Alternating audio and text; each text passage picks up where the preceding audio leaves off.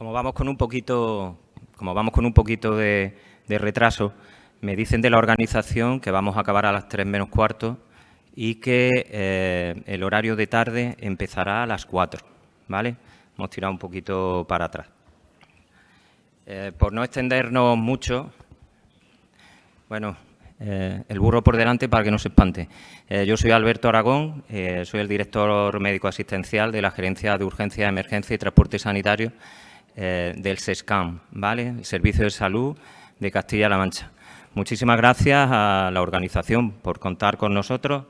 Un placer colaborar, compartir, porque al final los simposios y yo creo que todos los congresos de lo que se trata es de que distintas entidades con distinta capacitación, con distinta sensibilidad, seamos capaces de aprender algo los unos de los otros. Me parece fundamental y creo que a la hora de capacitarnos como profesionales y de cara a nuestros pacientes es algo que da un valor añadido a cualquier servicio. Voy a presentar a los ponentes de la mesa. A mi derecha está Antonio Correa Ruiz, enfermero del Centro de Emergencia Sanitaria CES 061 Andalucía, presidente de la Comisión del Trauma Grave del CES 061 y coordinador del Centro NAEMT CES 061, ¿vale? El Centro NAEMT es una asociación nacional, ¿vale?, que lo que hace es avalar el PHTLS, la MLS y el EPC. Correcto.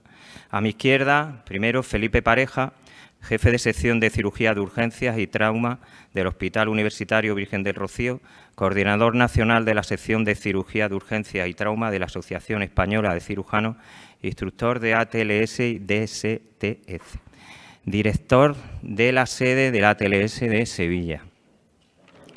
Bienvenido, Antonio. Bienvenido, Felipe.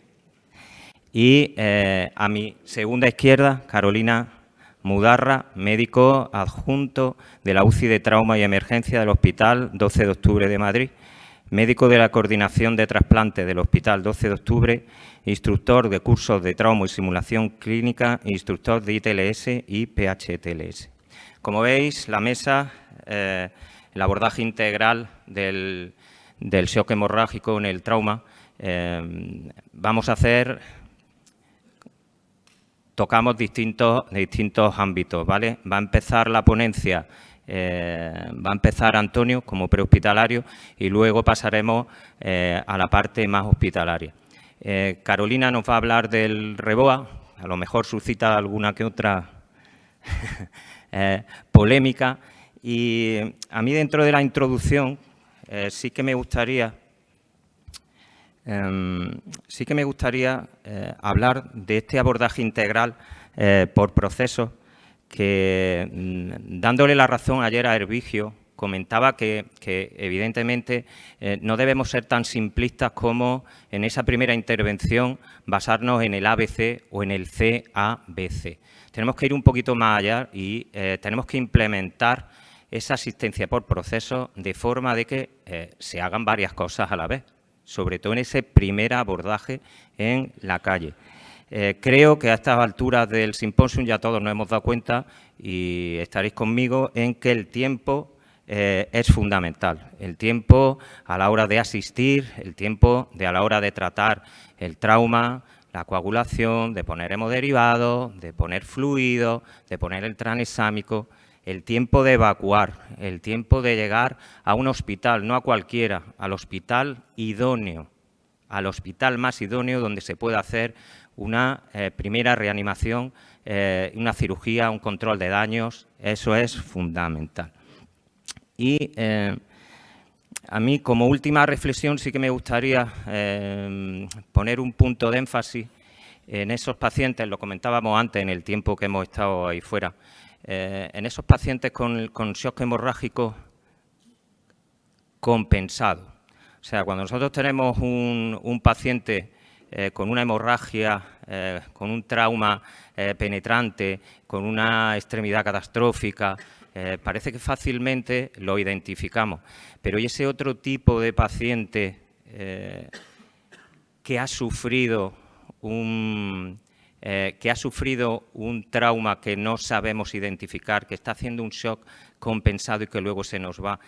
Digo esto porque creo que es una responsabilidad y deberíamos de afinar mucho en los procesos de transferencia entre los distintos servicios, tanto de la extrahospitalaria a urgencias como de urgencias a UCI, como de urgencias a UCI y el servicio de cirugía.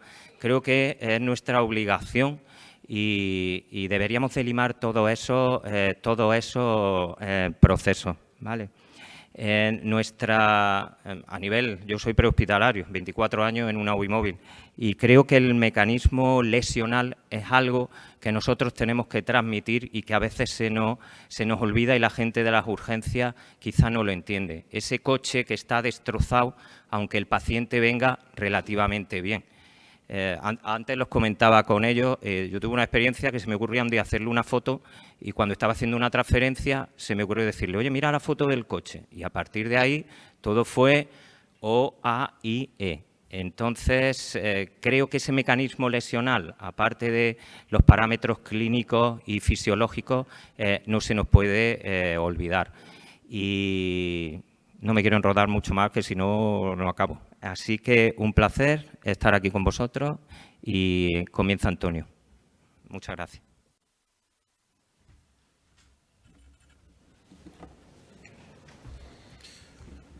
Buenas tardes a todos. Soy Antonio Correa, como ha comentado mi compañero. En primer lugar, agradecer a la organización la oportunidad de estar aquí con vosotros. Yo habitualmente por mi trabajo estoy más habituado a grupitos de 20 personas o de 8 personas y bueno, hablar a un auditorio con gente tan experimentada pues no deja de ser un reto. Nos vamos a centrar en los próximos minutos en el control de hemorragias masivas en el ámbito prehospitalario. Vamos a centrar muy bien y vamos a contextualizar solamente un tipo de intervenciones, un tipo de procedimiento en el ámbito que nos ocupa. ¿De acuerdo? Bueno, vamos a hablar de la cadena de supervivencia del trauma grave. Es decir, no somos el único eslabón, sino que somos la unión de muchos eslabones que da sentido a una cadena de intervenciones desde que se produce el incidente hasta que el paciente rehabilita sus lesiones. Es importante que todos tomemos la responsabilidad en cada uno de nuestras zonas de intervención. En nuestro caso, pues desde controlar el primer sangrado, nos vamos a centrar sobre todo en las lesiones hemorrágicas, desde que se aplica la primera presión hasta que el paciente, como hemos dicho, llega a un entorno en el que se le van a dar las soluciones definitivas a sus problemas, ¿sí? Con lo cual es importante que todos tomemos la cuota de responsabilidad en su ámbito de actuación. Muy bien, y decía Nicolas Sen, ¿no?, que el destino del herido está en las manos de quien aplica el primer vendaje, el que realiza la primera intervención. Esto es algo que aquel que hace un curso de control de hemorragia asume como propio. Es importante hablar de este concepto, es decir, ahorrar cada gota de sangre. Y como bien decía Alberto, hay algo que no podemos comprar, que es el tiempo. Podemos comprar métodos de control de hemorragia exquisitos, pero hay algo que no podemos comprar, que es el tiempo. Con lo cual tenemos que ahorrar cada gota de sangre. Es fundamental que diseñemos planes para que todos los profesionales estén perfectamente capacitados, perfectamente equipados y que seamos capaces de aplicar en tiempo y forma los métodos de control del sangrado que tenemos a nivel prehospitalario. Uno de los problemas que tenemos es la carencia de profesionales, la carencia de un quirófano a pie de calle, con lo cual tenemos que aplicar otro tipo de procedimientos que nos van a dar solvencia en el manejo de control de hemorragias. Tenemos que ser un poquito más ambiciosos. Nuestro objetivo no es que el paciente llegue vivo al hospital. Llevarlos vivos los llevamos y llegarán seguramente. Nuestro objetivo tiene que ser que el paciente salga vivo del hospital. Mucho más largoplacista, mucho más completo y más complejo, ¿vale? Que salga vivo del hospital con las menores secuelas posibles. Y eso comienza precisamente, volviendo atrás, teniendo claro que desde el principio es importante cada gesto que aplicamos en el paciente. Tenemos que ganar una partida. Es importante que nos planteemos cómo vamos a plantear la estrategia de control del sangrado en el ámbito prehospitalario, donde ya sabemos que tenemos un entorno agresivo, carencia de recursos, carencia de profesionales y, en ocasiones, un entorno realmente hostil. Con lo cual, es importante que tengamos claro qué vamos a hacer en cada momento y cómo vamos a hacerlo. Los puntos claves de la asistencia a un paciente herido con una lesión hemorrágica son estos. Nada diferente a lo que ya sabéis. Evidentemente, y valga la redundancia, necesitamos la intervención de la evidencia para que todo lo demás fluya convenientemente. Un entrenamiento. Insistimos mucho en que se trabaja como se entrena y se entrena como se trabaja. Es importante la simulación clínica, el trabajo y el desarrollo de cursos de entrenamiento en el que hacemos procedimientos por equipos de emergencia. Y eso es lo que nosotros intentamos siempre practicar y transmitir. Adaptación al entorno. No hay dos pacientes iguales, lo decía nuestro gerente ayer, no hay dos pacientes iguales, no hay dos eventos iguales. Dos síndromes coronarios agudos pueden parecerse más entre sí que dos pacientes trauma grave, que puede que no se parezcan en absolutamente nada. Y siempre tener un plan A, un plan B, un plan C, un plan D, todos los planes que sean precisos por si me falla el plan inicial. Pensamiento crítico, juicio crítico, que seamos capaces de decir, si esto no está yendo bien, ¿qué voy a hacer después? Y como bien decía Shakespeare, no hay mejor improvisación que aquella que hemos preparado previamente. Nosotros intentamos prepararnos previamente. ¿Cómo? Con nuestro proceso asistencial trauma grave, que creo que todos o casi todos deberíais tener en vuestras manos el día de hoy.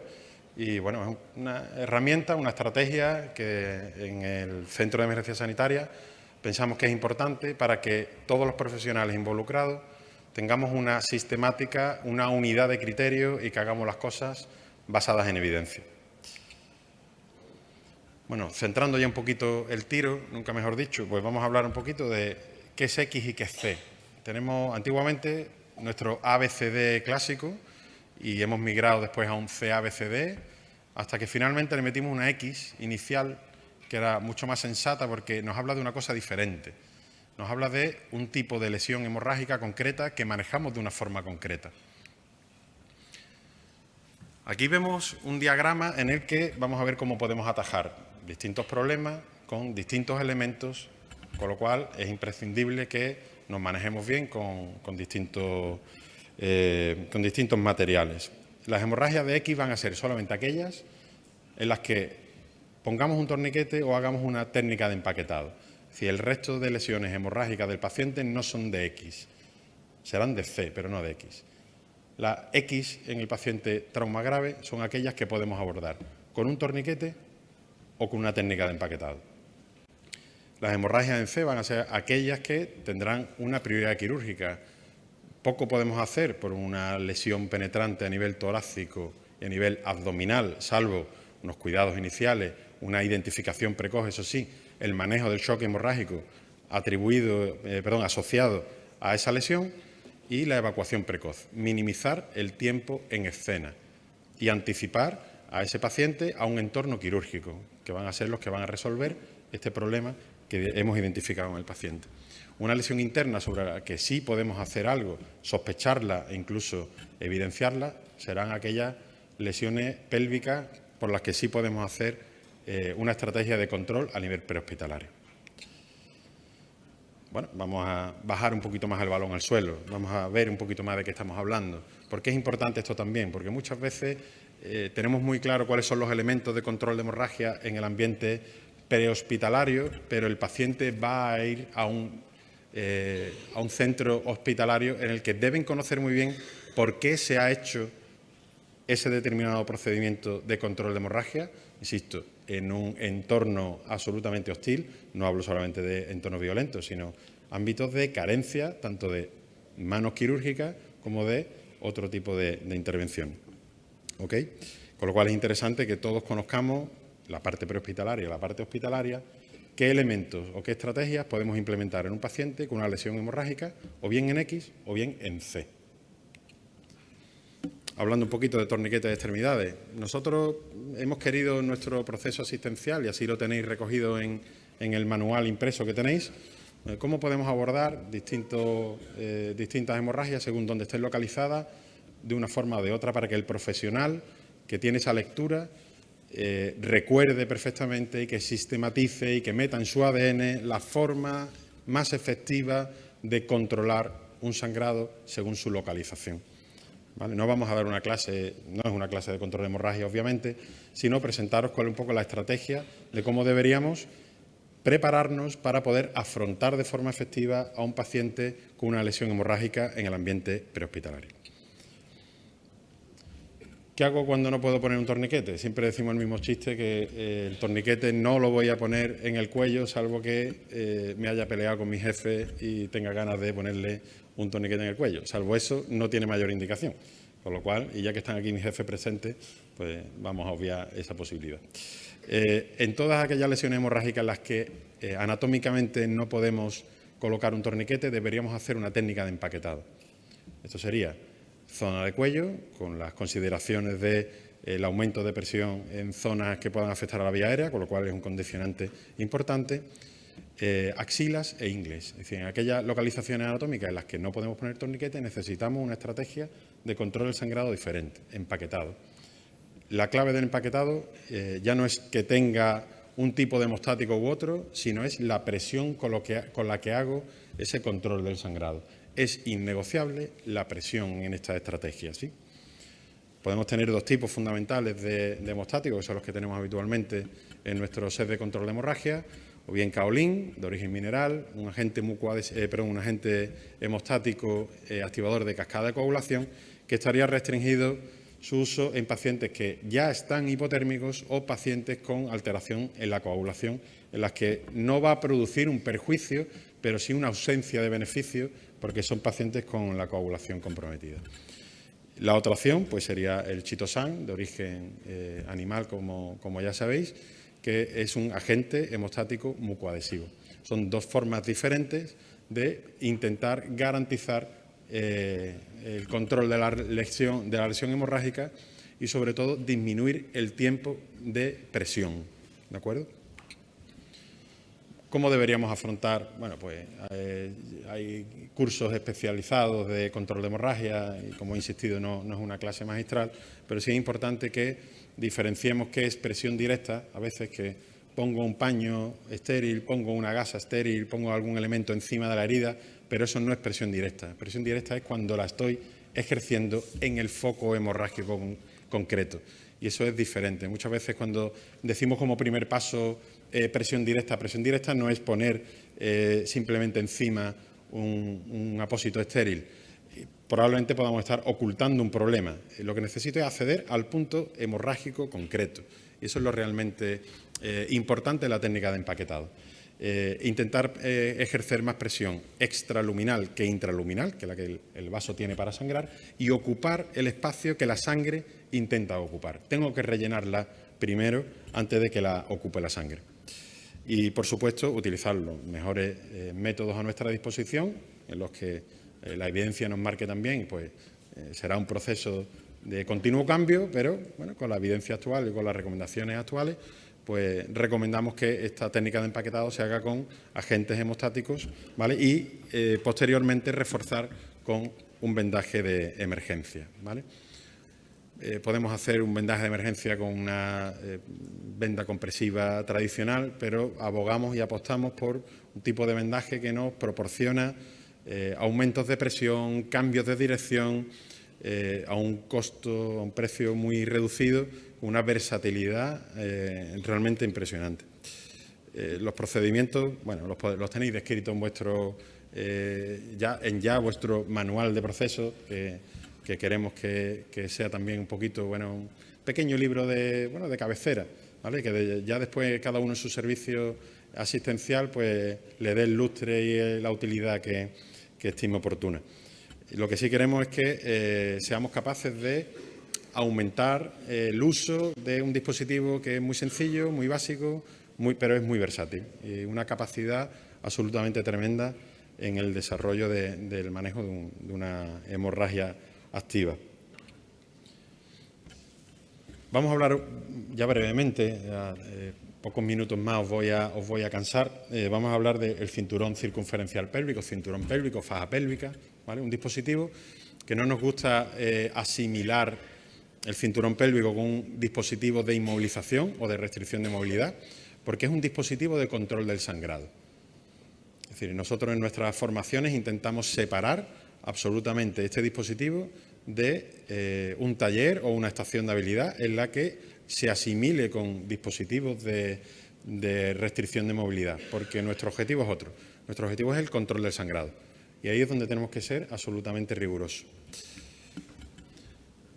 Nosotros nos planteamos, en base a la evidencia que tenemos disponible, y tener una indicación clara de cuándo deberíamos colocar un cinturón circunferencial pélvico y cuándo tengo que aplicarlo sobre el paciente, en unas veces con más premura que en otras, pero en cualquier caso se consideraría imprescindible. Que sería la asimetría pélvica evidente, es decir, cuando sabemos con evidencia que el paciente tiene una pelvis inestable, una fractura de pelvis, un shock hemorrágico que no atribuye otra causa o un mecanismo lesional sugerente.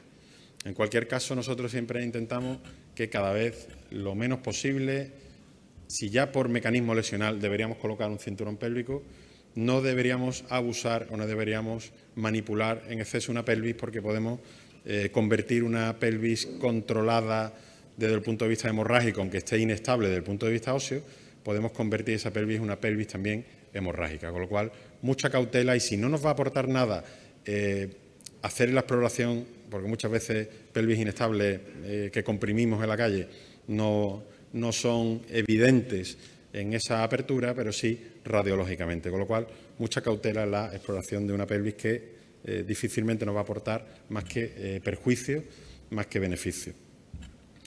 Una rutina de colocación que somos o intentamos ser muy exigentes en el sentido de cuál sería la forma ideal de colocar un cinturón pélvico. Es verdad que hay veces que las circunstancias pueden ser acompañarnos mal, pero intentamos siempre hacerlo de la mejor forma posible para intentar proporcionar al paciente las menos complicaciones que se puedan, por lo cual intentamos siempre tener una rutina de colocación concreta, retirar ropa previamente, para que una vez que coloquemos un cinturón pélvico en la calle, ese paciente ya tenga una continuidad y no necesite ir al hospital, aflojar el cinturón pélvico, retirar ropa para volver a colocarlo. Entonces, intentamos siempre transmitir una colocación en acto único y que la hagamos con una movilización al paciente mínima. Intentar siempre elegir bien el momento de colocación para menor impacto de la pelvis. Mejor un puente que un volteo. Todo maniobra de movilización que tenga un impacto sobre la pelvis puede ser absolutamente perjudicial. Con lo cual hay que elegir muy bien el momento y la forma de transferir el paciente a ese cinturón pélvico. Y ya prácticamente para terminar, no os voy a cansar mucho, que sé que la mañana ha sido intensa.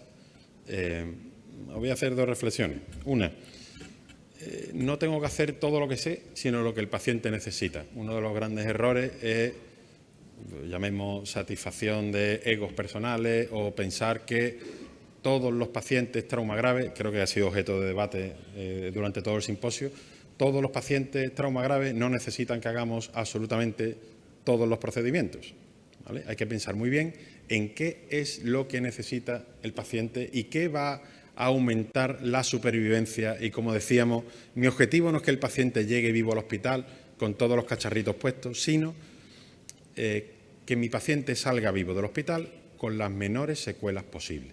Creo que es un objetivo más completo y complejo que requiere de mucho pensamiento crítico en los profesionales. Y ya para terminar, al final el torniquete me lo va a poner mi gerente en el cuello, pero ya que tenemos TREX, nuestro procedimiento de administración de hemoderivados, pues tengamos PACS, el Plan Andaluz de Control del Sangrado. Yo creo que deberíamos plantear una estrategia regional en la que todas las unidades estén perfectamente dotadas, tanto en material como en formación, y que haya una continuidad, además, como decía antes, a nivel hospitalario. Es decir, que el personal hospitalario debe conocer perfectamente cuáles son las limitaciones, las carencias y las dificultades que tenemos en prehospitalaria para ahorrar cada gota de sangre. Ya sabemos lo difícil que es conseguir sangre. lo carísima que es la sangre, ¿vale? Ya no solamente una cuestión económica, también una cuestión de esfuerzo de todos los profesionales involucrados. Con lo cual es interesante que vayamos más allá y nos planteemos ahorrar cada gota de sangre, desde primeros intervinientes, todos los profesionales involucrados en todos los escalones, hasta que finalmente el paciente, como decíamos en esa cadena de supervivencia, finalice con la resolución de sus problemas en las menores secuelas posibles. Muchas gracias.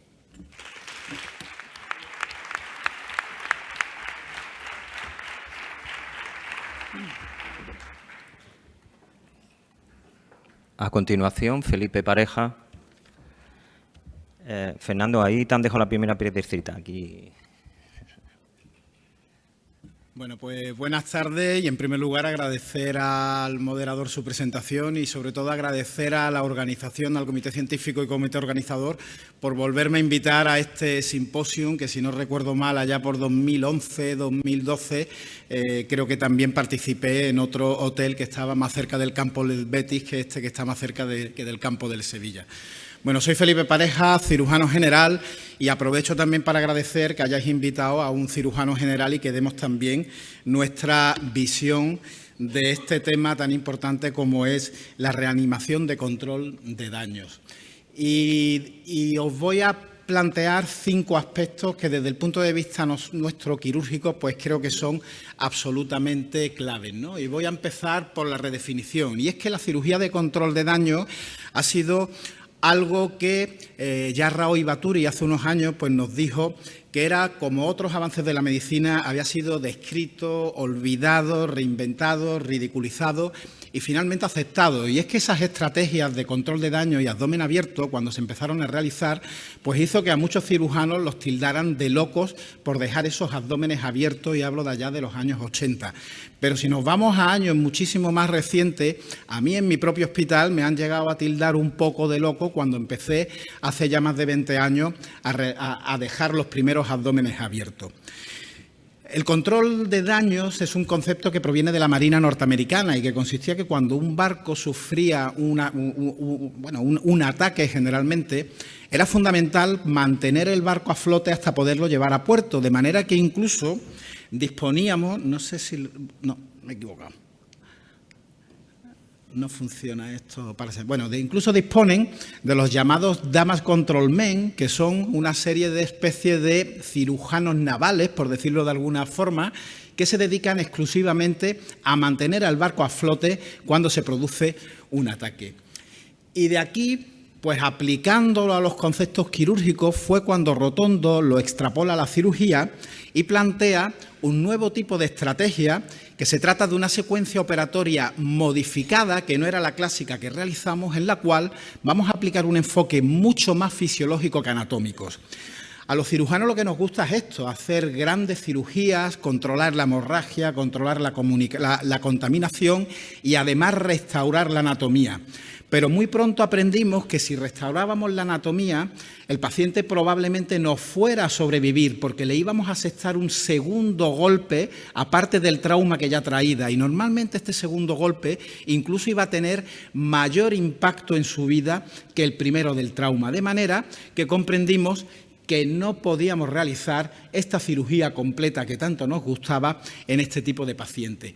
Y de aquí surge este cambio en el equilibrio entre lo fisiológico y anatómico, que claramente comprendimos que debíamos de desplazarlo hacia lo fisiológico, de manera que lo que nos tiene que interesar en este tipo de pacientes con hemorragia exsanguinante es parar el sangrado y recomponer todo su estado fisiológico, más que recomponer su anatomía, que ya de eso tendremos tiempo más adelante si conseguimos hacer sobrevivir al paciente. De manera que entra aquí el concepto de control de daños fisiológico, es decir, reparamos no la anatomía, sino la fisiología del paciente. Y aquí es donde el concepto se convierte en control de daños resucitativo. Por tanto, esta es la redefinición que ha tenido esa cirugía de control de daño en todos estos últimos años. Y además se completa con estos trabajos de Duchenne, en los cuales nos viene a decir que no solo hay que parar la hemorragia, sino que además hay que establecer una serie de estrategias que van, en definitiva, a tratar de mejorar evitar todas aquellas condiciones que nos van a exacerbar la hemorragia, que nos van a empeorar el paciente durante este impacto que sufre. De manera que esta cirugía clásica de control de daños que todos conocíamos de finales de los 80, años 90, en la cual había una primera fase en la que el cirujano controlaba la hemorragia, controlaba la comunicación y hacía un cierre temporal, seguidamente el paciente iba a la UCI donde se restauraba la fisiología y finalmente en una tercera fase se hacía la reparación anatómica, pues vimos que no era suficiente para sacar con vida a todos los pacientes y que había que hacer algo más. Y fue así cuando en el año 2001, pues Johnson introduce la fase 0. ¿Y la fase 0 qué es? Bueno, pues parte de la fase 0 es la que nos acaba de contar nuestro compañero, es decir, estrategias y medidas que se realizan tanto en la extrahospitalaria como en la intrahospitalaria y que van dirigidas a parar el sangrado antes de que el paciente llegue a quirófano. Y aquí están pues el empaquetamiento, el uso de torniquetes, la colocación del tubo de tora, la cincha pélvica, incluso la toracotomía de reanimación. Hay muchísimas estrategias que se pueden implementar y que para llevar al paciente hasta la fase 1. Y aquí entra también el concepto de control de daño resucitativo, que serían todo un elenco de medidas que vamos a ver más adelante y que se pueden aplicar no solo en esa fase 0, sino también en la fase 1 y en la fase 2, y en las cuales vamos a mejorar la condición del paciente. Pero incluso hay más, incluso más recientemente, el profesor Carlos Ordóñez pues ha metido una variable más que no es otra que el uso del REBOA como medida puente para llevar a estos pacientes, en aquellos casos en los que la hemorragia externa no es compresible, pues como nos decía el compañero antes, ahí no se podía hacer nada, pues bueno, entra en función aquí también el REBOA, que nos puede servir de puente para llevar al paciente a quirófano en una mejor condición y del que nos van a hablar pues luego.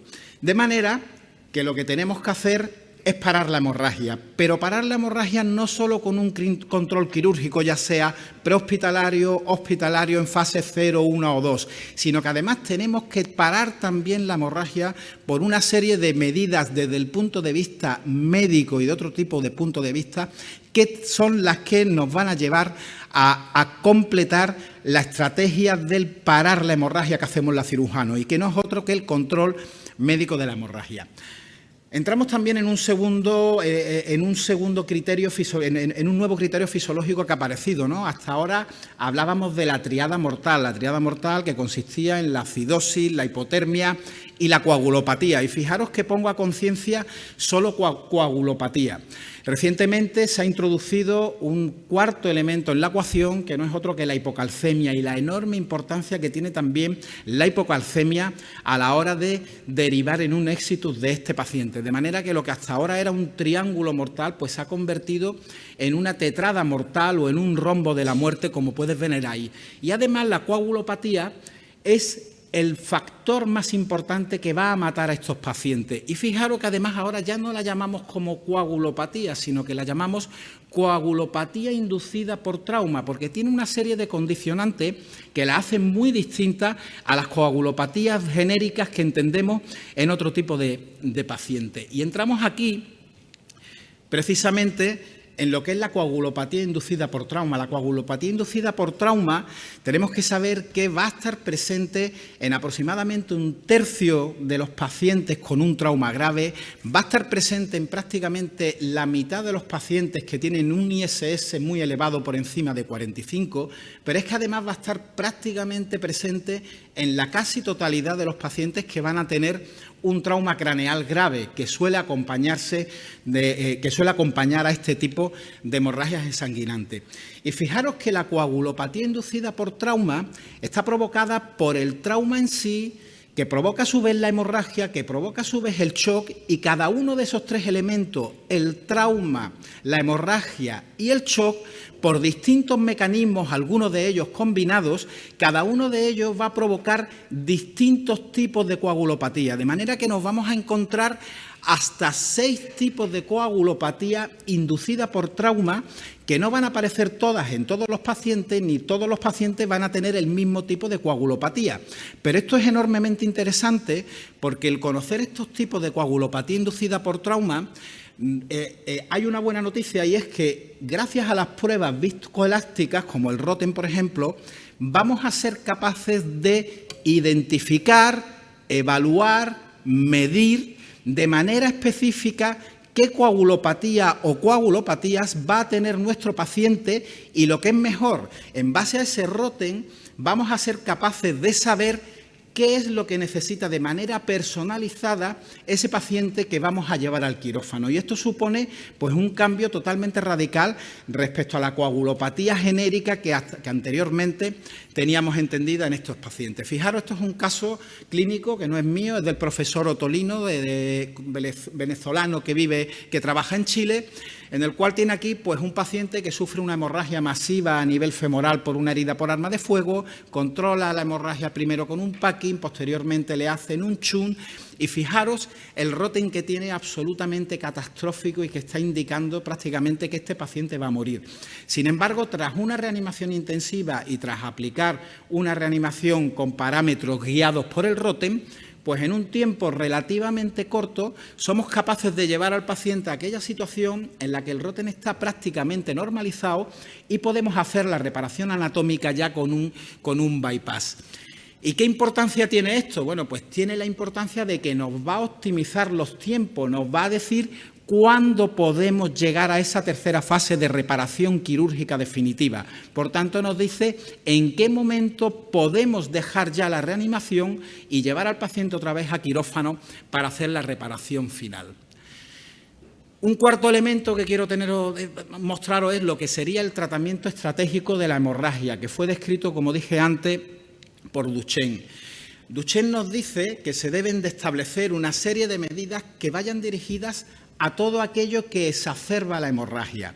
Y aquí pues van a entrar una serie de elementos, ¿no? Como son el circulation first, como es el REBOA, mantener la presión por debajo de 90, lo que es la hipotensión permisiva, limitar el uso de cristaloides, el protocolo de transfusión masiva, transfundir de manera temprana y preferentemente sangre, y el control de la apotermia. Vamos a ver algunos de ellos. La doctora Ferrada hace unos años publica este artículo en el que nos mete el concepto de circulation first, es decir, primero la circulación. ¿Qué es lo que nos quería decir la doctora Ferrada? Bueno, pues lo que hemos oído antes, que a estos pacientes los que lo está matando realmente es la hemorragia. Un paciente en un shock profundo, decía antes Horacio, antes de intubarlo vamos a hacer algo más. Podemos intentar medidas ya dirigidas a parar la hemorragia antes que intubar a ese paciente, que probablemente le induzcamos una mayor hipotensión y que les puede llevar incluso a la muerte. De manera que la doctora Ferrada pues llega a poner en tela de juicio esta imagen tan típica del ATLS con esa secuencia del ABCDE y plantea que probablemente en estos pacientes con hemorragias masivas tengamos que hacer un abordaje en el que lo primero deba ser la C y después seguir con la secuencia clásica del ABCDE. De manera que lo que nos viene a decir es que reconozcamos la importancia de la hemorragia en estos pacientes, que es lo que les va a provocar la muerte. El doctor Carlos Ordóñez nos mete una ecuación más, que no deja de ser lo mismo que plantea la doctora Ferrada, solo que él lo ve desde otro punto de vista, ¿no? Él plantea que en esa secuencia ABCDE hay que introducir una segunda A que la va a colocar la primera.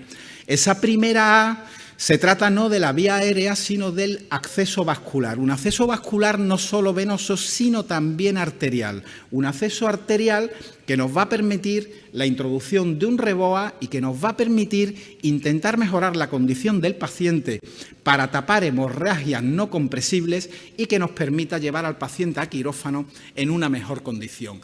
Al fin y al cabo, lo que decía, nos vienen a decir lo mismo. Lo importante en estos pacientes es parar la hemorragia, ya sea mediante un CAB o mediante un AABC. Y otro concepto es la hipotensión permisiva. La hipotensión permisiva, no penséis que esto es algo relativamente reciente. Esto está descrito por Walter Cannon allá por 1918, es decir, hace más de 100 años. Y lo que nos venía a decir es que si la presión aumenta antes de que el cirujano esté preparado para controlar ese sangrado, toda la sangre que pongamos se va a perder. Yo esto se lo digo siempre a mis alumnos de la TLS, el organismo es un depósito que está lleno de sangre y si tenemos un grifo que está abierto, le podemos rellenar con toda la sangre, con todos los cristaloides o con todos los líquidos que queramos, que si no paramos ese sangrado, no vamos a poder parar la hemorragia. Y más adelante Becker nos dio incluso un apunte más, no solo hipotensión permisiva, sino que además la llegó a cifrar, y la llegó a cifrar en una cifra en torno a 80-85 milímetros de mercurio. ¿Por qué? Pues cuando se produce la lesión de un órgano, generalmente el hígado, el bazo, se produce un coágulo y ese coágulo se fija en la herida. Y se ha podido comprobar que ese tipo de coágulos son capaces de mantener la hemostasia local siempre y cuando la tensión no suba por encima de 90. De manera que si elevamos la tensión antes de tiempo, esos coágulos pueden desaparecer, pueden ser removidos y, por tanto, volverse a presentar una hemorragia antes de que el paciente llegue a quirófano. Y esto enlaza también con la limitación de los cristaloides, que ya sabemos todos que deben de estar limitados a lo justo e indispensable. ¿Por qué? Porque limitan los factores, porque van a diluir la sangre y por tanto van a disminuir la concentración de los factores de coagulación, porque van a disminuir la viscosidad de la sangre, que también nos va a alterar la coagulación, y porque además van a elevar la presión, es decir, van a conseguir aquello que queremos que consiga, pero probablemente lo suban lo suficiente como para que ese coágulo que se había formado deje de ser eficaz y se vuelva a producir un resangrado. Y aquí me ven comiendo y disfrutando de ratos con mi querido amigo Juan Carlos Puyana, jefe de servicio de la sección de trauma del Hospital de Pittsburgh, al que yo le he oído en innumerable cantidad de ocasiones decir esto, y es que si el paciente sangra sangre, vamos a ponerle sangre, no le pongamos cristaloides. ¿De acuerdo? Y creo que es otro de los elementos que creo que tenemos que tener muy claro. Y esto engancha con los protocolos de transfusión masiva. Protocolos de transfusión masiva que habitualmente conocemos como aquella necesidad de tener que hacerlo, de tener que activarlo cuando el paciente necesita más de 10 bolsas de sangre.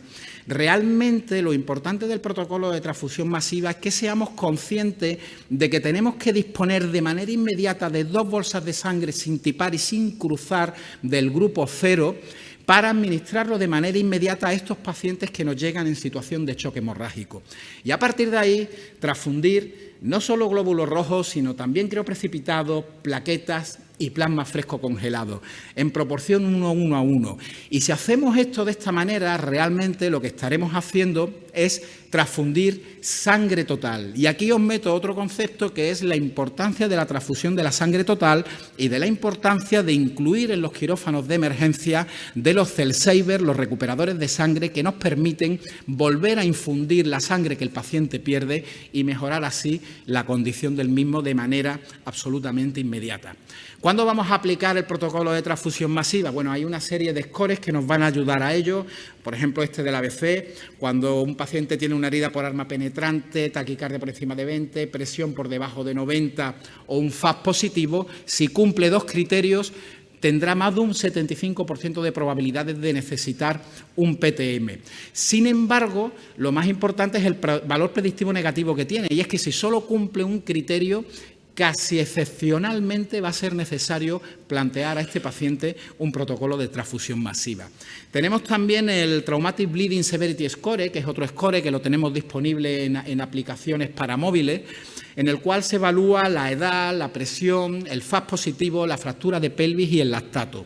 Y nos va a dar una puntuación que sabemos que cuando está por encima de 17, quiere decir que casi con toda seguridad el paciente va a necesitar un protocolo de transfusión masiva, mientras que cuando está por debajo de 12 raramente va a necesitar un protocolo de transfusión masiva.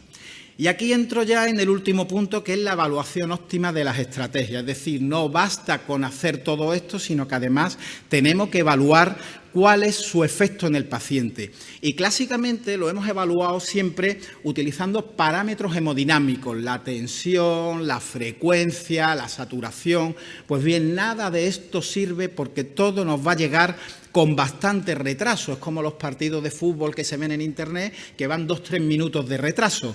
Pues esto es igual, nos va a dar una información que no es la real del paciente, de manera que tenemos que preferir los parámetros de microhemodinamia como son el pH, el déficit de base, el lactato y también las pruebas viscoelásticas. Y en este sentido decirle que concretamente el exceso de base se está convirtiendo en un elemento clave para reclasificar el shock, de manera que sabemos que cuando un exceso de base está por encima de 10, casi con toda seguridad el paciente va a necesitar un protocolo de transfusión masiva, es decir, está desplazando a esa clasificación clásica de parámetros hemodinámicos como era el ATLS, como era la clasificación del ATLS, quiero decir.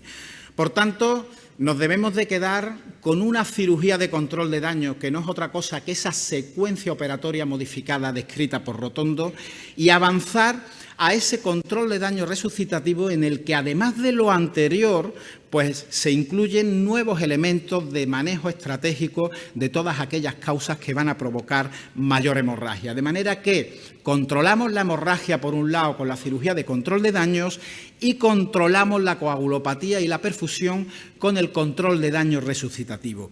Y de aquí pues nos salen los siguientes conceptos. Cirugía de control de daños puramente dicha, que hoy por hoy no debemos de considerarla como algo aislado, y entraríamos en el concepto de control de daño resucitativo, o bien, como le gusta a mi querido amigo Pablo Tolino, llamarlo cirugía de control de daños resucitativa, que creo que es un concepto mucho más amplio que aquella cirugía de control de daños clásico. Para concluir, os dejo ahí una serie de conceptos claves que, bueno, que se han tocado aquí algunos y que, bueno, yo creo que son muy importantes a la hora de tomar en consideración este problema. Y ya para acabar, pues simplemente decir que para que todo esto se pueda llevar a cabo es importante la formación y la simulación de los equipos, es importante la coordinación con la extrahospitalaria, es muy importante también, casi más todavía, la coordinación intrahospitalaria y que los equipos estemos bien formados y nos conozcamos, la implantación de los códigos trauma no de manera genérica a nivel comunitario o local, sino en los propios hospitales. Crear equipos de trauma multidisciplinares en los cuales además considero que el cirujano es una de las piezas absolutamente necesarias para la toma de decisiones junto con los médicos de urgencia y con los intensivistas. Establecer las sesiones de debriefing de manera obligatoria después de la atención de cada trauma que se recibe en un centro y, por supuesto, registrar y evaluar los resultados. Y ya para terminar, aprovecho para dar las gracias a mi unidad, que son los que me permiten escaparme continuamente a dar charlas mientras ellos se quedan trabajando. Y nada, muchísimas gracias.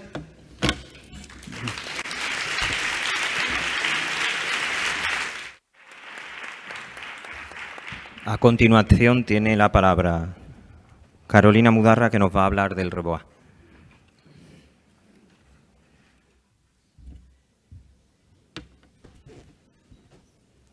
Bueno, buenos días, o mejor dicho, ya casi buenas tardes. Muchas gracias, Alberto, por la presentación. Y bueno, es un placer para mí compartir esta mesa de control de sangrado con mis compañeros, y me gustaría pues empezar pues agradeciendo al comité organizador pues que me hayan podido invitar y podamos intentar en los próximos minutos pues dar un poquito de luz al manejo del REBOA dentro de la atención inicial al trauma. Bueno, lo primero de todo es el conflicto de interés. No tengo ningún conflicto, pero sí que he colaborado con la Casa de REBOA Medical en el desarrollo pues, de cursos de formación, incluso simulaciones clínicas y diferentes tipos de herramientas para intentar facilitar el conocimiento de la técnica. ¿Y por qué? Pues posiblemente muchos de los que estamos aquí nos habrá pasado lo mismo. Cuando intentamos implementar un nuevo dispositivo en nuestras unidades de cuidados intensivos, pues muchas veces tenemos pues, una serie de sentimientos encontrados, ¿no? Por un lado, parece que el REBOA va a ser una especie de alivio y podemos encontrar una alternativa viable para el paciente que tiene una hemorragia de torso no controlable, pero por otro lado puede que nos genere algo más de rechazo si no conocemos bien la técnica, si encima no disponemos del material y si la gente que nos acompaña dentro de esa atención inicial tampoco conoce el dispositivo. Y aún más cuando en el primer paciente que lo colocamos, encima su evolución no es buena. Pero lo que sí que es una realidad, y ya nos lo comentaba anteriormente Felipe, es que la atención inicial al paciente traumático se está modificando en los últimos años. Hemos pasado ya de unas resucitaciones convencionales al manejo ya en salas híbridas, con el desarrollo de una resucitación endovascular, y como ven ahí, pues a veces el REBOA tiene un papel muy relevante que hace que incluso podamos llegar a anteponerlo con diferentes tipos de pruebas de imagen que ahora mismo nos parece cruciales dentro de la atención al trauma. Pero no solo eso, sino que el manejo del paciente traumático a nivel quirúrgico ya empieza a ser un manejo híbrido. Nos basamos en este tipo de terapias endovasculares que hacen que podamos minimizar sobre todo los tiempos de cirugía, que a veces los resultados pueden llegar a ser un poco más exitosos y que incluso los pacientes necesitan que les transfundamos menos. Pero ahora bien, ¿qué es lo que tenemos que hacer o cómo podemos extrapolarlo dentro del ámbito prehospitalario? Pues ya empiezan a haber publicaciones que nos hablan de intentar manejar este grupo de pacientes con equipos adecuadamente formados y entrenados que se puedan trasladar al lugar de la escena, que tengan este tipo de recursos y que además puedan llegar a facilitar la transfusión de los diferentes tipos de hemocomponentes. Pero ahora bien, vamos a dar un golpe de realidad y vamos a ver exactamente en qué situación nos encontramos con el uso del REBOA. Aunque a todos nos parezca pues, un dispositivo reciente, es algo que ya está publicado desde hace muchísimos años, que nos lo comentaba anteriormente Felipe, pero posiblemente en todo lo que se ha evidenciado es en series de casos. Luego vamos a ver uno de los únicos ensayos clínicos aleatorizados con el uso de este dispositivo. Y posiblemente lo que se ha intentado responder, que sobre lo cual no tenemos ningún tipo de respuesta actualmente, es qué pasa con los pacientes que tenemos en una situación in extremis o cómo podemos llegar a colocarlo de manera precoz dentro del ámbito prehospitalario. Sin duda la tecnología ha avanzado mucho. Antes empezábamos con catéteres y dispositivos de 12 French, ahora ya estamos empezando a utilizar dispositivos de 4 French con el uso del Cobra. Y no solo eso, sino que puede ser una alternativa para pacientes que sangren y que no tengan por qué ser pacientes traumáticos. Todo se ha intentado basar a nivel de indicaciones, pero de reuniones de grupos de expertos. Esto es una de las últimas publicaciones del año 2022, en el que se cogen todos los artículos y protocolos estandarizados y se intenta ver cuáles son las principales indicaciones de utilización del REBOA. Parece que los expertos sí que se ponen de acuerdo en una serie de aspectos claves, pero existe una gran variabilidad de consenso pues en aspectos como, por ejemplo, son los umbrales fisiológicos para poder llegar a colocarlo, que incluso existen determinadas tipos de contraindicaciones, que es qué hacemos verdaderamente en el trauma torácico, ¿no?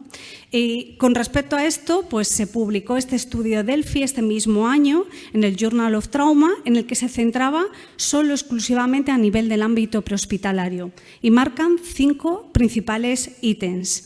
Como ven ahí, no solo hablan de umbrales fisiológicos, que es algo importante, sino que es una casi de las únicas publicaciones donde se habla de acceso vascular y concretamente acceso vascular precoz en el ámbito prehospitalario, intentando apoyarse en el FAS para intentar descartar causas que puedan ser contraindicación y que puedan aumentar el sangrado de los pacientes. Lo que todos los autores están de acuerdo es que faltan ensayos clínicos.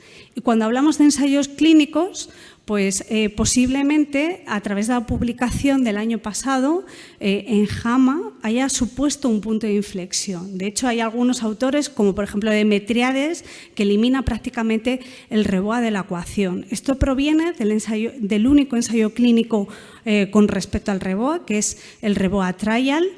Y si les parece, vamos a intentar hacer un análisis un poco más crítico sobre este ensayo. Como ven ahí, pues es una publicación en la que se evalúan un total de 90 pacientes durante un periodo de 2017 a 2022 en 16 centros de trauma.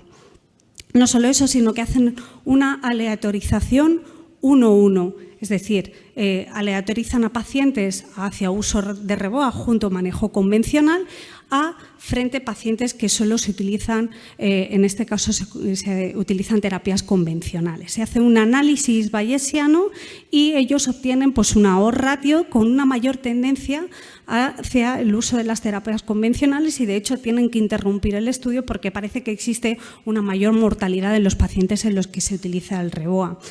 Analizan sobre todo el outcome primario, que es la mortalidad a los 90 días a través de curvas de Kaplan-Meier, donde ven que existe pues, una disminución concretamente de la supervivencia a las 24 horas. Pero ahora bien, vamos a intentar ver si verdaderamente ambos grupos pueden llegar a ser equiparables o podemos sacar conclusiones estables. Y frente a esto empiezan a aparecer múltiples publicaciones, incluso lecturas críticas del artículo, en el que posiblemente el doctor Zaf intenta poner los 4 principales ítems que yo creo que son claves de este ensayo clínico. El primero de ellos es que tenemos que analizar si verdaderamente ambos grupos son similares. Sí que es cierto que se ve una mayor tendencia de pacientes con un AIS mayor de 3 de cabeza en el grupo del REBOA y esto hace que la mayor mortalidad de esos pacientes suelen ser mala evolución clínica de un traumatismo craneoencefálico. No solo eso, sino que los pacientes en los que se coloca el REBOA están mucho más inestables. Y al mismo tiempo se intenta barajar sobre todo las opciones en las que se ve cómo hasta que llega el paciente a un centro hospitalario tienen atenciones prehospitalarias muy prolongadas, de casi más de 90 minutos.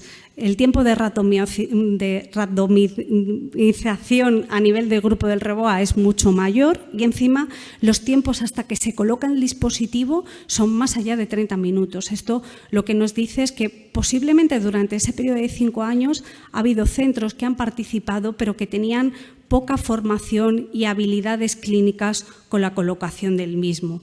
Y no solo eso, sino, no sé qué les parece a ustedes intentar hacer una evaluación a los 90 días en pacientes que están en una situación tan grave. Posiblemente haya que hacer una evaluación o un outcome primario totalmente diferente. De ello, se ha intentado ver cómo a veces el REBOA se puede utilizar de manera empírica, incluso lo que se llama como un empirismo enfocado, pero posiblemente el hecho de que intentemos desarrollar ensayos clínicos en una situación de urgencia o emergencia es totalmente diferente y tenemos poca capacidad para poder llegar a predecir el uso de este dispositivo. Hablamos al principio de debilidades, de amenazas, de fortalezas, pero sobre todo yo creo que en lo que nos tenemos que centrar en el uso del REBOA es en 5 principales desafíos que vamos a hablar a continuación. Uno de ellos es la parada cardíaca traumática y concretamente sobre esto también hay series de casos. Esta es una de las últimas publicaciones en el año 2022 donde se evalúa un total de 75 pacientes. Algunos de ellos presentan parada cardíaca en el seno. Como ven, existe una muy baja supervivencia. Posiblemente nos parezca pues, algo muy escaso, con pocos resultados, pero tenemos que tener en cuenta que casi la mayor parte de estos pacientes suelen llegar a fallecer. No solo eso, sino que ellos colocan este tipo de dispositivo en periodos inferiores a 10 minutos, lo cual parece mucho más lógico para que pueda hacer su efectividad. No solo eso, sino que ya la Western empezaba a publicar diferentes tipos de algoritmos de implementación del REBOA y en los últimos algoritmos ya se intenta barajar sobre todo esa situación de paciente in extremis con la presencia de signos de vida o bien incluso la atención a nivel prehospitalario en el que vemos a un paciente que presenta una parada cardíaca presenciada. Pero sí que en uno de los últimos metaanálisis han intentado ver si verdaderamente existía un encaje a nivel de las piezas del puzzle y como ven ahí, pues sí que hay importantes sesgos de selección de los pacientes, la tasa de recuperación de la circulación espontánea es baja, pero sí que es cierto que tenemos que tener en cuenta, que lo hemos comentado anteriormente, que son pacientes que con alta probabilidad fallecen. No solo eso, sino que se desarrolla mucho más en los pacientes con trauma cerrado y el hecho de que la innovación tecnológica haya ido avanzando permite incluso que podamos tener tomas de tensión arterial fiables a tiempo real y, por tanto, minimizar las maniobras de resucitación. Este es el algoritmo que nosotros utilizamos en nuestra unidad de cuidados intensivos, donde hemos incorporado el REBOA dentro de esas situaciones de periparada cardíaca. Pero, ¿qué es lo que vamos a hacer con el paciente con trauma penetrante? Bueno, todos sabemos a nivel fisiológico el efecto del REBOA. Yo coloco el dispositivo a nivel de la aorta, produzco una oclusión y esto lo que permite es que se favorece concretamente el gasto cardíaco y mejora la perfusión coronaria. Ahora bien, ¿qué hago cuando tengo un paciente con trauma penetrante? Pues ya empiezan a aparecer las primeras publicaciones, concretamente del Grupo de Colombia, donde usan este dispositivo como estrategia para intentar minimizar los tiempos de cirugía, localizar de manera más fiable los puntos de sangrado y tienen protocolos específicos incluso en pacientes con trauma torácico penetrante con la realización de toracotomías de resucitación. ¿Qué resultados clínicos tenemos? Pues esta publicación del JAMA del año 2023 hace una comparativa con respecto al uso de REBOA y esa toracotomía de resucitación. Estos casos están recogidos del registro aorta, que es uno de los principales registros de pacientes que tienen REBOA. Y como ven ahí, incluso se baraja tasas de supervivencia superiores con el uso de este tipo de dispositivo. Pero si hacemos una comparativa de ambos, es decir, si unimos la toracotomía de resucitación, el REBOA y la parada cardíaca, pues como ven ahí, los resultados a veces no son tan exitosos. Es cierto que el tiempo de oclusión de aorta es mucho más rápido con la toracotomía de resucitación. Sin embargo, sí que se llega a ver que en este subgrupo de pacientes se manejan más pacientes con trauma cerrado, pacientes mucho más añosos y con una mayor gravedad. Por tanto, todavía no está muy bien del todo claro qué papel juega dentro del trauma penetrante. Lo que sí ya es una realidad, y se ha comentado a lo largo de la mesa del día de hoy, es que es necesario un acceso vascular precoz. De hecho, cada vez aparecen más publicaciones y estos autores ven una mejor identificación de los pacientes graves, pueden guiar mejor la resucitación y hacer un control adecuado del sangrado. ¿Pero qué sucede? Pues a veces tenemos importantes problemas con nuestros pacientes traumáticos. En aquellos en los que colocamos un cinturón pélvico, a veces el acceso de la arteria femoral puede ser extremadamente dificultoso, a veces mal posicionamos los dispositivos, aumentamos el riesgo de sangrado a nivel pélvico y, por tanto, hay ya cada vez mayor número de publicaciones que nos dicen que quitemos, en este caso, la faja pélvica, hagamos un control bimanual, al igual que hacemos con la movilización cervical para facilitar concretamente el acceso. La innovación tecnológica nos ha llevado a esto. Como ven aquí, casi todos los estudios son experimentales, pero se está empezando a hablar de dispositivos ya de inflados parciales, que es algo de lo que vamos a hablar a continuación, que permiten, sobre todo, disminuir los datos de isquemia a nivel distal y, por tanto, disminuir la reperfusión de nuestros pacientes. Pero cada vez vamos aumentando a nivel tecnológico. Estos son nuevos dispositivos. Es cierto que no hay publicaciones, se están desarrollando en algunos países como es Japón y Canadá, que ya prácticamente hace que esté automatizado de tal manera que ni siquiera tengamos que buscar un objetivo específico a nivel de ojímetro y podamos tener objetivos cuantitativos, incluso inflados de características intermitentes. Porque, como se ha comentado, lo que estamos tendiendo ya es a accesos femorales, tanto venoso como arterial, con una mayor tendencia que en algún futuro, en el paciente traumático, empecemos a implementar el ECMO dentro de nuestra resucitación inicial. Y con respecto a los inflados, pues se está hablando sobre todo de inflados parciales. Casi todo está publicado en ensayos experimentales. Es cierto que no sabemos cuál va a ser la mejor tensión arterial objetivo de nuestros pacientes. En esta publicación se nos habla de intentar conseguir tensiones, en este caso proximales, entre 80 a 100 milímetros de mercurio, pero también, si no tenemos este tipo de dispositivos, intentar monitorizar nuestra arteria femoral contralateral y ver que pueda existir un flujo distal en torno a 30-60 milímetros de mercurio. Ahora mismo se encuentra en desarrollo el estudio PROMPT, que intentará dar luz sobre el uso del REBOA parcial, en este caso no ya a nivel experimental, sino en pacientes, y podremos llegar a ver las principales secuelas y repercusiones. Porque las dos estrategias, tanto del inflado parcial como del inflado continuo, tienen sus complicaciones y sus incidencias. Sobre todo en las complicaciones pueden ser importantes efectos a nivel fisiológico, importantes alteraciones metabólicas. De hecho, un REBOA continuo puede producir un aumento tan alto de la tensión arterial, incluso suprafisiológico, que nuestros pacientes que puedan tener un traumatismo cráneoencefálico puede aumentar incluso el sangrado o aumentar incluso el edema a nivel pulmonar. Sin embargo, con los REBOAs parciales tenemos el problema es que no existe una buena adherencia a nivel de la pared de la aorta, incluso se me puede desplazar hacia la temida zona 2. Entonces, posiblemente sobre esto todavía necesitemos algo más de tiempo. Lo que es cierto es que aquí jugamos con el tiempo en contra, de tal manera que cuanto más tiempo yo mantenga el inflado de mi paciente, voy a tener mayor número de secuelas a nivel fisiológico. Es decir, vamos a encontrar elevaciones de láctico muy significativas con inflados por encima de 60 minutos. Incluso aumento importante de las cifras de potasio, y esto hace que tenga que plantearme verdaderamente cómo desinflar el dispositivo y diseñar una estrategia para evitar la reperfusión. Pero hemos hablado antes de simulación clínica y, sin duda, el REBOA necesita un adecuado entrenamiento y preparación. Y, de hecho, esta publicación del Injury intentaba analizar cuáles son los principales problemas que tenemos a nivel de la implementación de estos dispositivos. Como ven ahí, pues hay muy pocos cursos que se focalicen o se centren en formación del acceso vascular.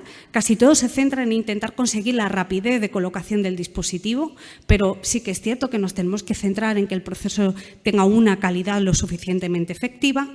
No solo hacemos un análisis a veces después, sino que deberíamos ver un análisis más a largo plazo, incluso reforzar este tipo de simulación y centrarnos principalmente en herramientas que puedan ser universalmente evaluables y no solo eso, sino en protocolos de actuación. Cada vez existe mayor número de cursos de formación, algunos como ven ahí, el BES, el STAR, incluso algunos que se centran a nivel de realidad virtual, pero lo que es cierto es que si esta formación no la implementamos como este grupo de Denver, con ayudas cognitivas, con preparación de nuestro material, incluso con el desarrollo de kits preestablecidos, no podemos llegar a conseguir el éxito. Y este éxito pasa por no solo integrar el propio equipo de atención inicial, sino a crear aliados que forman parte de esa atención inicial, equipos quirúrgicos, radiólogo intervencionista, diseñar nuestros propios checklists, incluso acompañar al paciente a toda la fase, en este caso de atención al trauma y en el ámbito quirúrgico, porque algunos profesionales puede que no conozcan exactamente cómo funciona este dispositivo y, por tanto, intentar apoyarnos en herramientas cognitivas para intentar disminuir al máximo los tiempos de colocación e implementación del REBOA. Y, por último, pues estábamos hablando de tiempo, estamos viendo un poco cuál es el futuro. Yo les diría que dejemos a un lado el tiempo cuando nos planteamos la colocación del REBOA, aunque sea especialmente relevante.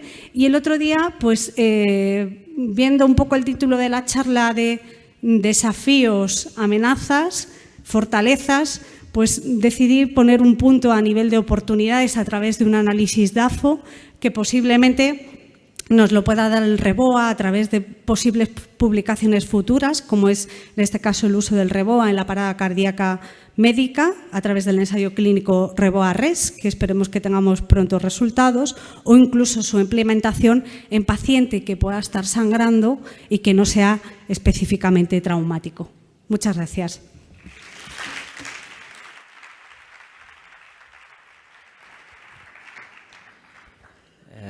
Agradecemos el compromiso al permanecer aquí todavía a estas horas. ¿Alguna pregunta para alguno de los ponentes? Allí. Yo una pregunta para la doctora Mudarra. La experiencia, si tiene o conocimiento y experiencia con el torniquete aortoabdominal como puente al REBOA, ya que es más fácil para poner en medios prehospitalarios. Si ha tenido algún caso o si conoce.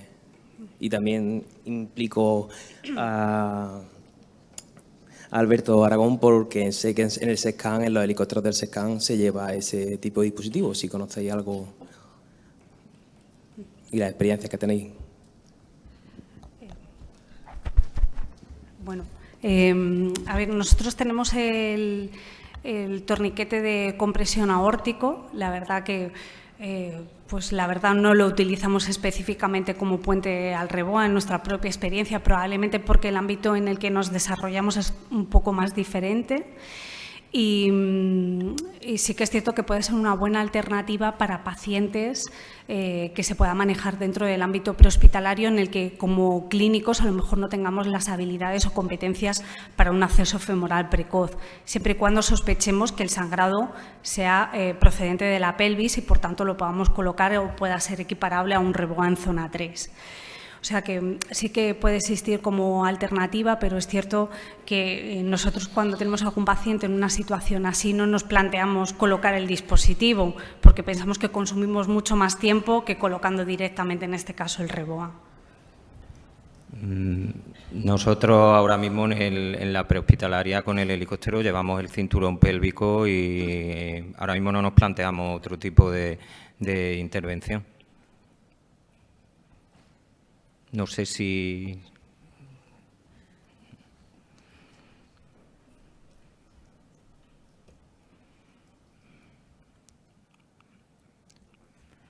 ¿Alguien más? ¿Hay hambre ya?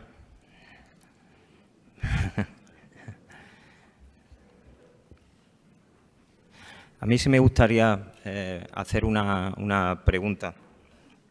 Hace poco estuvimos en unas jornadas precisamente del SAMU, de catástrofe, y me resultó muy interesante porque estuvimos escuchando a gente que venía de Ucrania y a gente que venía de Israel, dos servicios totalmente distintos, y hablaban del uso del torniquete y los problemas. Para uno fueron dos visiones totalmente distintas, ¿no? Para uno salvaba miembros, salvaba amputaciones para los israelíes y, sin embargo, para los ucranianos tenían un bagaje de amputaciones bestial con el uso del torniquete.